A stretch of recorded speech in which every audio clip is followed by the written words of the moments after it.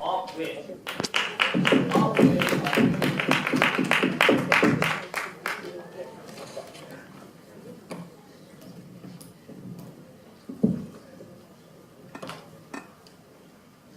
My family owns a house. It's in Subang, like Mukri says. It's not much, but I've lived there all my life. But the best thing about that house is we control it. That we're not at the mercy of some third-party actor we don't know who can just change his intentions at his whims and fancies, right? Look, it's funny when Myth comes up here and says that he will engage in our best-case scenario, in which case, like, all our methods can work. But at the same time, in that best-case scenario, we still have things like racist homeowners. We still have things like the poor still not being able to access houses. Look, if our policy works, and if we can ensure things like low-cost housing, things like rent control, things like limiting a number of houses, things like quotas, right, for living areas, then this debate has to operate on the presumption that people can access this house, that poor people can buy and rent these houses as well. So on a best-case scenario, both houses agree that poor people can access this house. The two assumptions that government made in this debate is that firstly, they presume that only land is finite in this instance, right? Secondly, they assume that the state can be the end-all, be-all, Robin Hood-like protector of the poor. Look, in reality, if I can prove to you in my speech that accessibility is better granted in our side and that there are greater social ramifications on their side, therefore, we definitely take this bait. So firstly, let's prove accessibility, right? Because essentially, if we prove that the poor can still access these houses, then Terence's speech becomes moot, and we take that issue as a whole.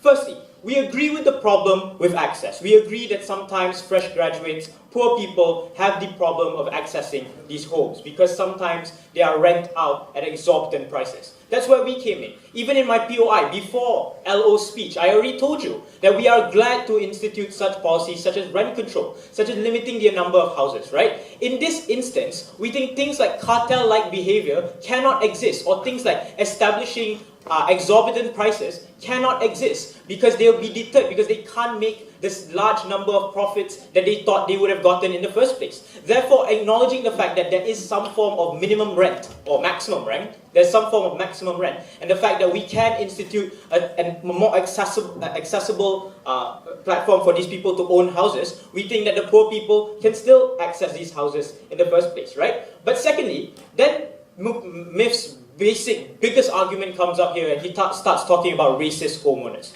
Look, we think it's not mutually exclusive on our side to begin with. We think at instances governments can always institute policies that favor a certain race. I don't have to point to you, but look at the two teams in the finals right now. We also have things like this, and the premise of this argument is extremely ridiculous, because the only way that argument can work is if you have to count on a majority of house owners being racist. You have to count on an entire community of homeowners being racist. And we think that that's a very, very preposterous premise to play this debate on, right? Especially when you're talking about heterogeneous societies such as Malaysia, such as Western liberal democracies. Thirdly, we also think that you can track discriminations, right? In the same principle of how we institute racial and sexual discrimination laws in corporations and workplaces, we can always track to the fact that they didn't give you this benefit because of your race. For example, if a housing area only consists of Indians and a large number of rich people live in that area, then you're more likely to suspect that racial issues have something to do with it. Therefore, you can always track this down. But fourthly, we think that even if these racist homeowners exist, that we can still institute things like quotas. For example, making sure there is a diverse amount of people in that neighborhood. Things like, we do this in schools, for example, and we think that the very same principle can still apply in our circumstance. Sit down. I'll take you after my first issue. But secondly, right, acknowledging that we can establish access, which house then establishes more access? Because right now, you have to acknowledge that land isn't the only finite resources, that government resources are finite as well. So acknowledging this is why we tell you that housing developers have the first mover's advantage into creating these housing areas. Therefore, if you give it to the state doesn't have an incentive to make profit, nor do these developers have an incentive to make profit. Therefore, they won't make these houses to begin with. In our paradigm, at least you have developers like Sime Darby, like Guthrie, making suburban areas like Subang Jaya, right? But in their paradigm, you have to rely solely on the state because they're the ones controlling your housing development, right? And we think that that's harmful because, we think that the state doesn't have the necessarily funds to make all these houses. But even if they do, they'll probably do it at the very bare minimum for you to sustain a very minimum quality of life. And we think that that's exactly the harm and that's exactly the lack of access that happens on your part. So we think that states